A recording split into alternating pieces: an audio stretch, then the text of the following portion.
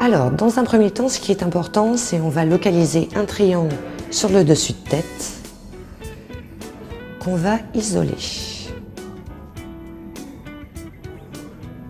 Alors en général, c'est à peu près 3/4 des sourcils en fonction de l'implantation.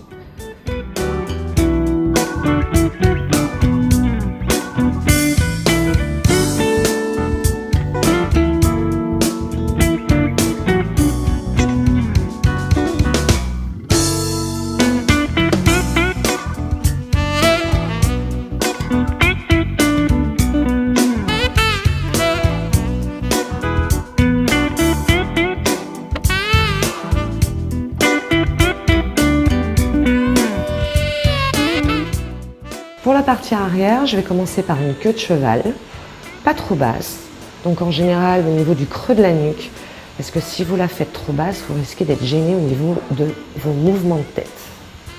Je vais utiliser de la laque et un élastique à crochet.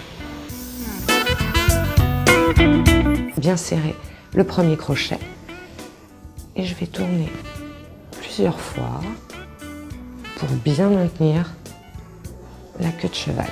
Un peu de laque le long de la mèche.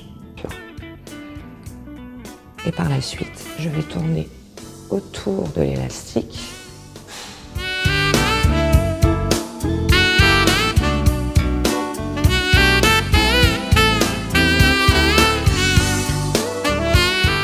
Donc, pour un bon crêpage, il faut vraiment faire un mouvement de va-et-vient avec le peigne pour avoir justement ce soutien en racine. Je vais mettre un peu de laque en racine pour donner du soutien. Un tout petit peu de laque juste avant de lisser. Donc là, je vais lisser la chevelure vers l'arrière, tout doucement pour ne pas enlever le crêpage.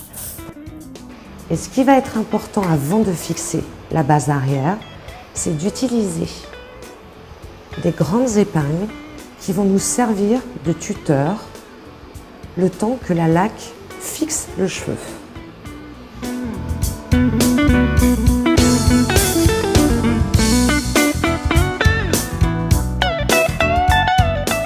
Donc après avoir mis les épingles pour bien maintenir la coque, je vais mettre le bijou de tête, ce qui va me permettre de fixer la mèche que je viens de positionner vers l'arrière sur le point d'attache de la queue de cheval.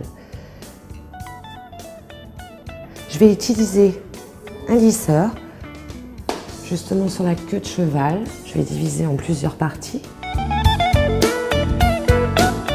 Positionner du spray brillantant sur les doigts et venir lisser délicatement. Je vais enlever les épingles qui m'ont permis de soutenir en fin de compte la coque.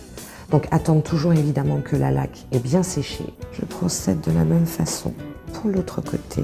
Et là, délicatement, je les enlève et la coque est fixée.